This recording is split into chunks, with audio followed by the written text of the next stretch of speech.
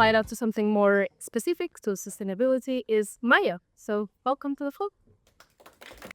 So, first of all, welcome. And thank you so much for taking your time this morning to come and listen to me. I feel really honored. And it's also nice to be back at Moor Lions because I used to work here before. Who am I? Well, I usually say that primarily I'm a mom. I have 2 children, Louis and Bianca, and they are 6 and 8. I'm also a communicator and spokesperson at Våra Barns Klimat, an organization that focuses on engaging parents and other adults to climate action. Våra Barns Klimat has existed since 2012, and in 2015 we co-founded the international network Our Kids Climate, which brings together organizations from more than 50 countries to push forward on climate issues. So the theme for today is soft. And to me, soft is about humility, both for myself and towards others.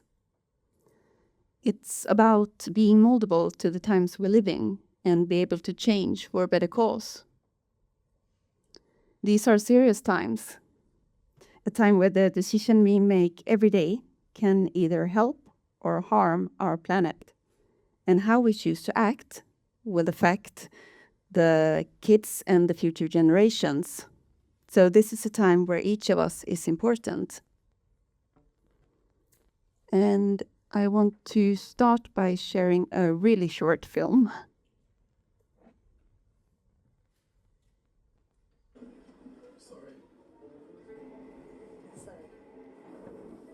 Sorry.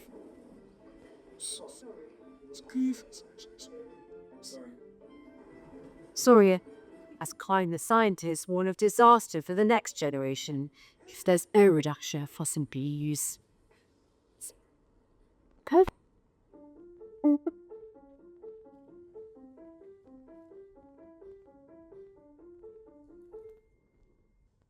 So what we just saw, those small words, might be what we tell our children and grandchildren.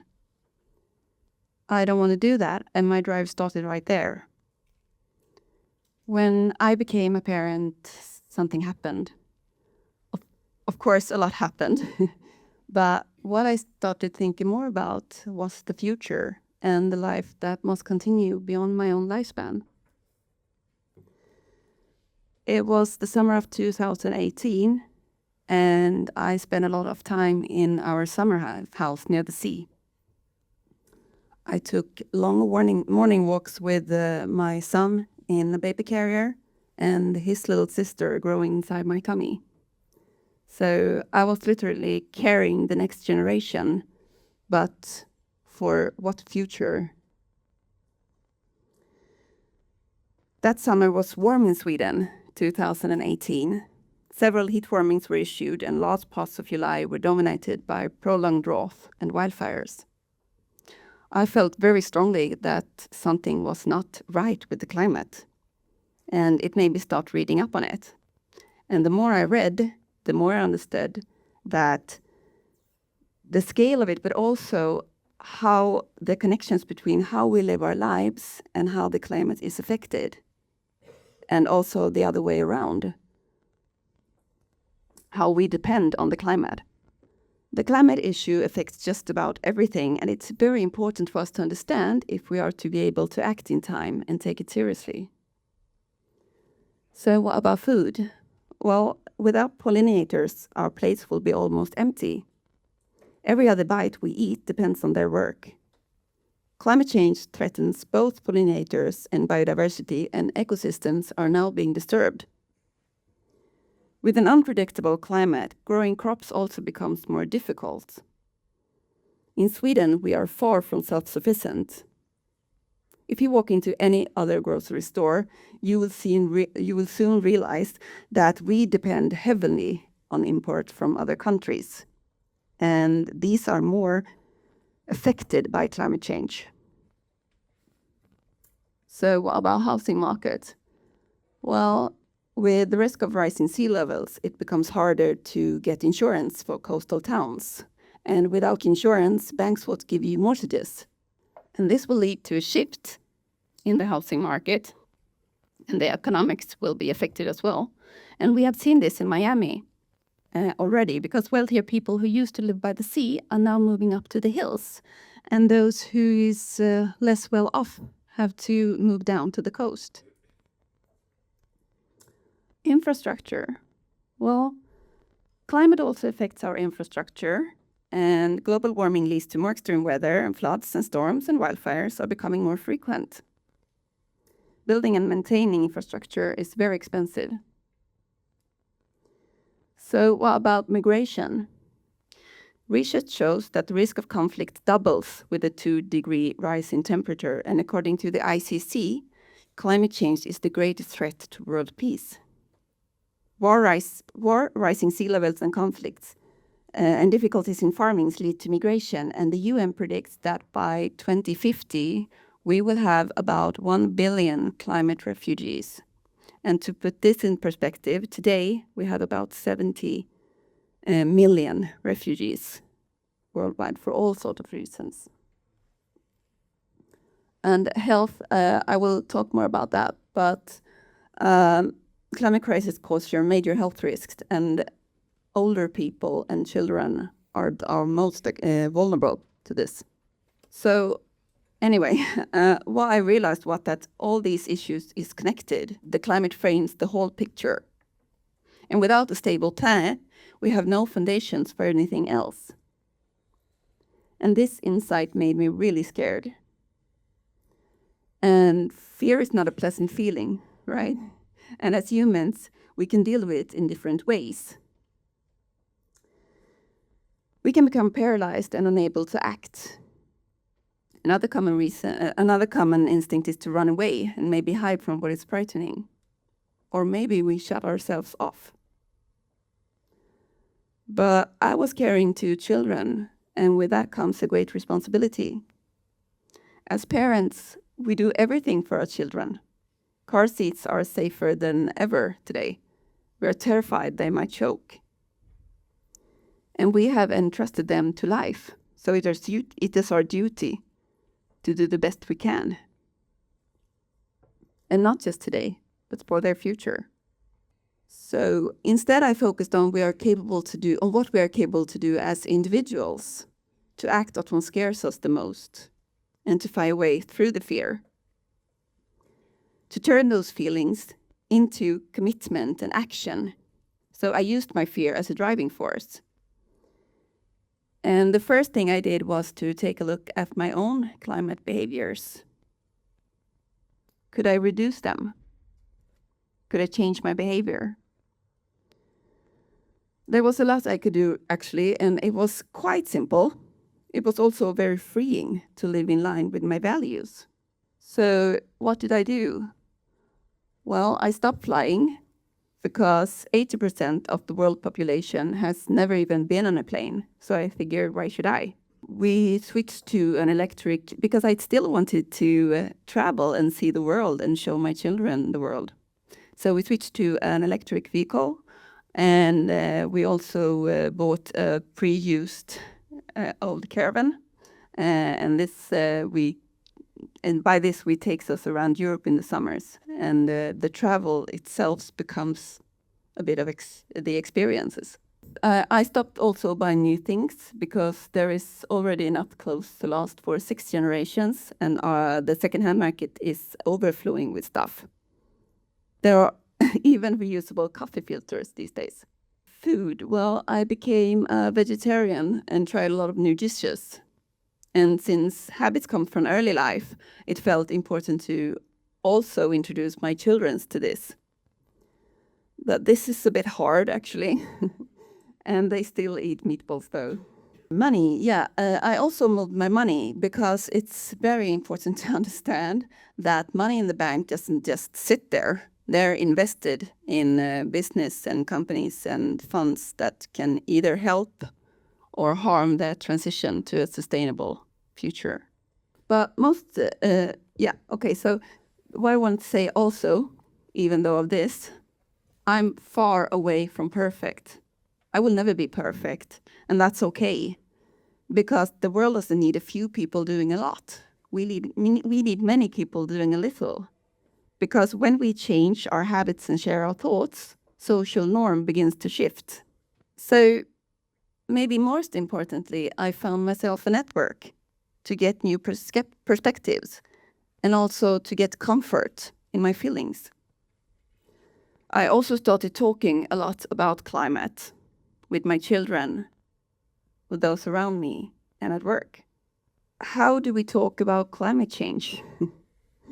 Even though I have worked with communication throughout my career, I became actually a bit unsure, because talking about the biggest challenge of our time is not easy, and it often made me a party pooper, really.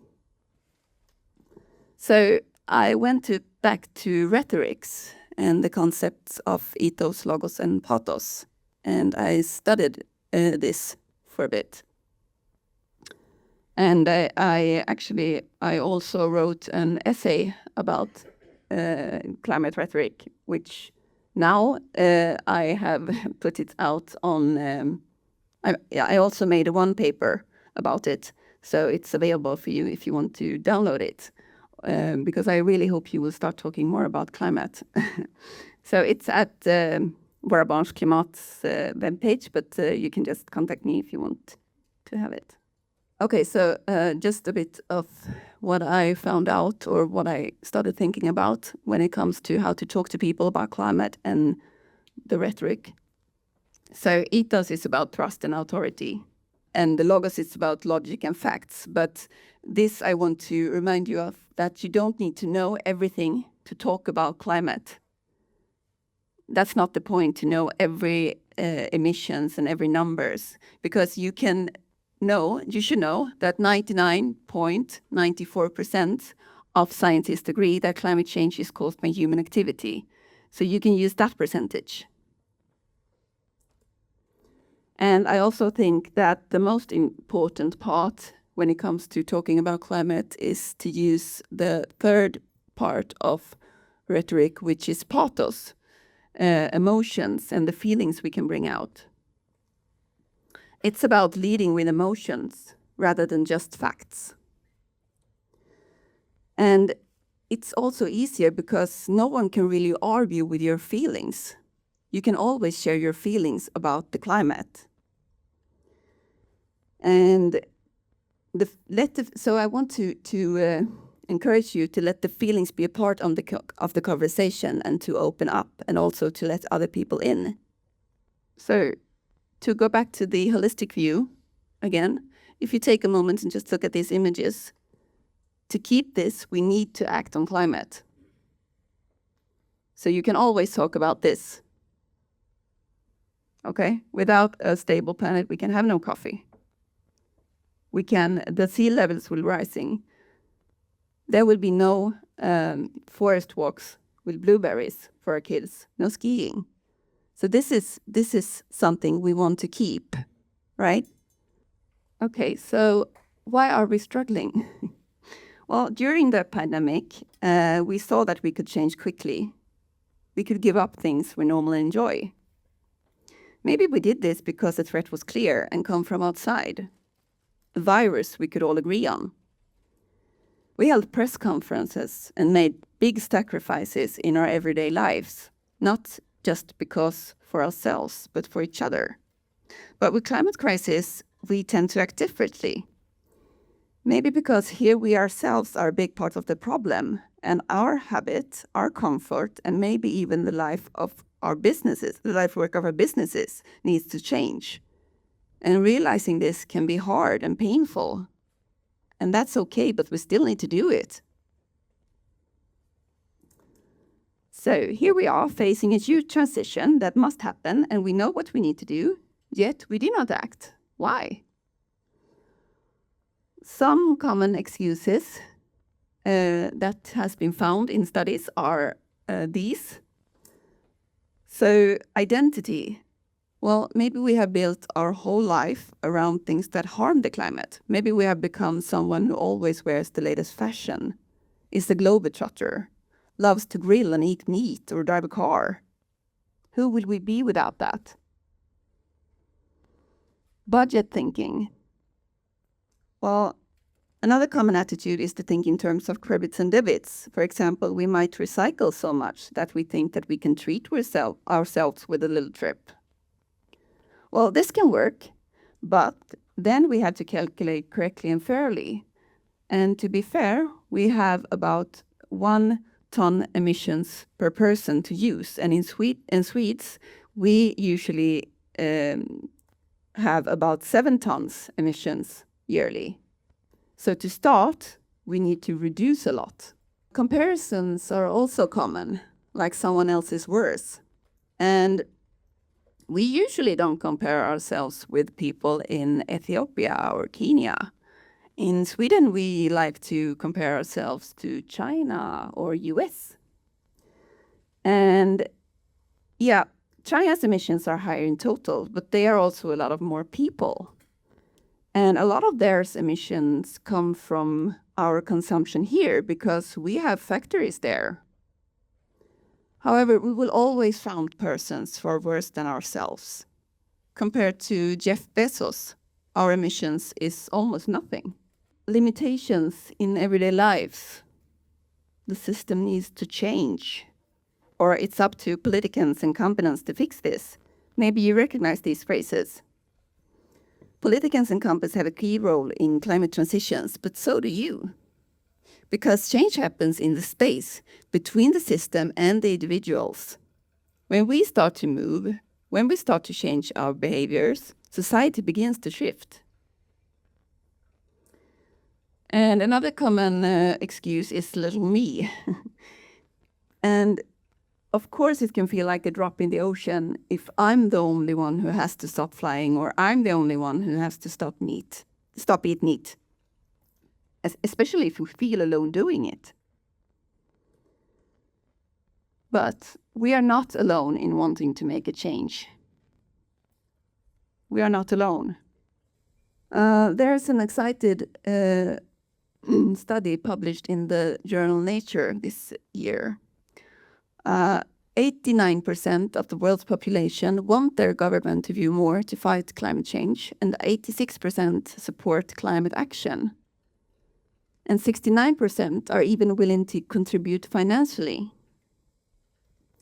However, when people are asked what they think about others, the number is much lower.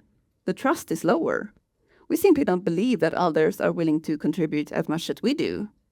And this mistrust leads to something dangerous, a silent minority.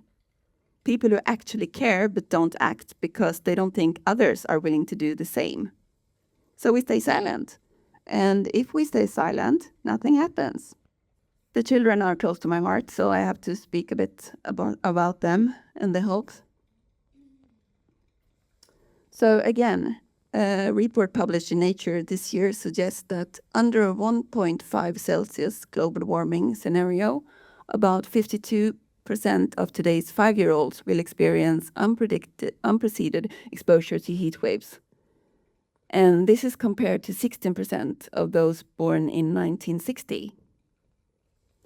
And if global warming rises to 3.5 degrees by 2100, this figure rises to 92% instead of 52. And children are already affected today, most in other countries. When crops fail, in more vulnerable countries, families who depend on them face serious challenges, and children may be taken out of school, and also child marriage increase. And this is a survey from Våra Barns Klimat, actually. Because children are also affected psychologically. 48%, about half of children and young people, are worried about climate and the environment. 38% feel hopeful about the future when it comes to solving the Earth's climate problems in a good way. And in just 5 years ago, that number was 51%. So the hope is sinking. And actually, we will publish the next survey today.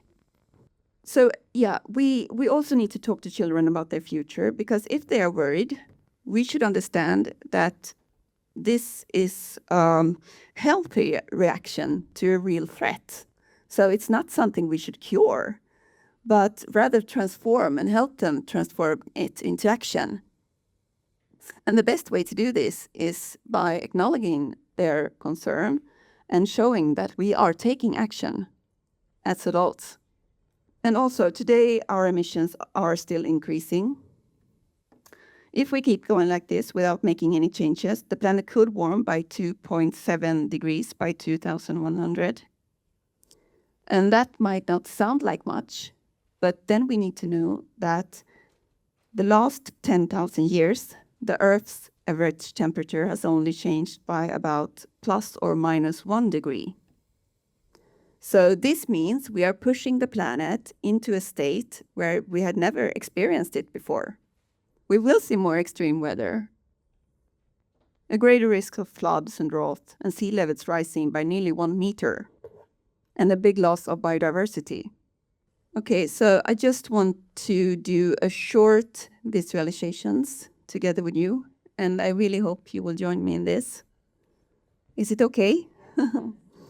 Okay, so you can just close your eyes, really, and I will lead you through it. Okay, so I want you to think of the youngest person in your life, someone close to you. Reach out and take their hand in yours.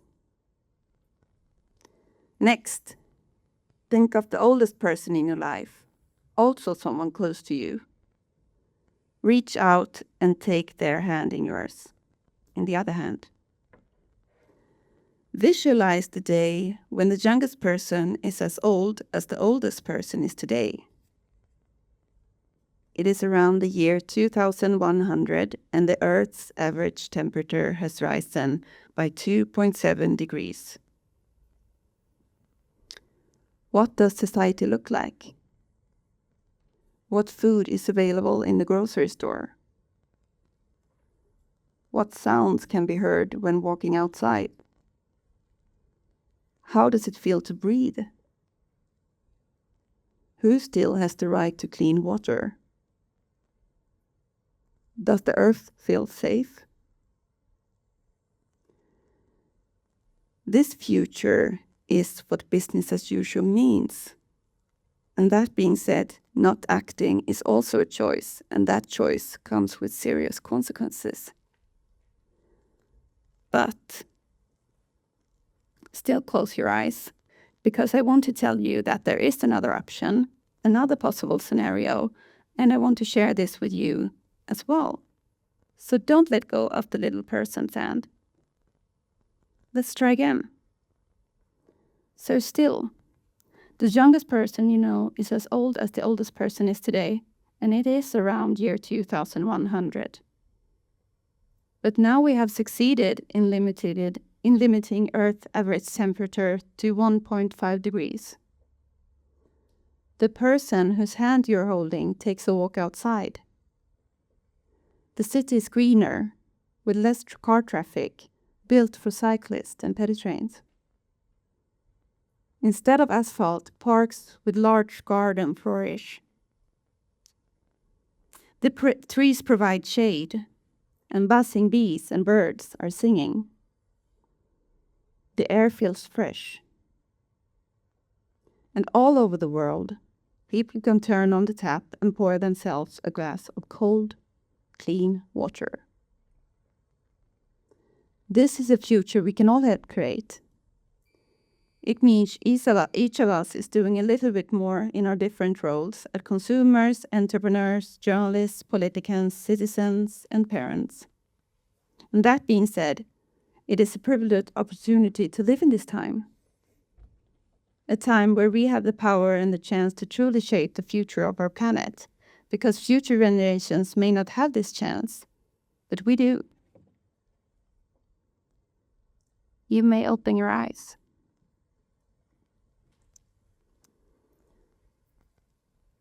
Thank you for doing this with me.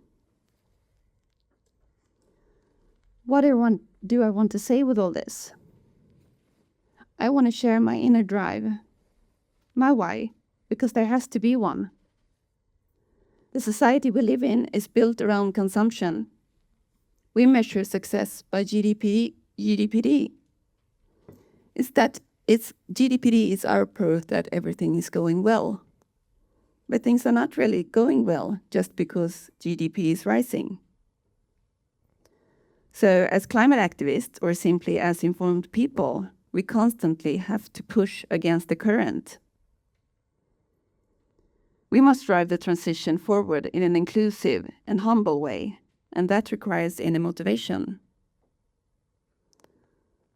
As you leave this creative morning, I hope you will reflect on your why. What drives you to make the changes? Whether it's nature, animals, or grandchildren not yet born. We all have it inside us, something that makes us want to do a little bit more. And to me, it is the children. Because I don't want to say, I'm sorry. I want to say I did what I could. Thank you so much for listening.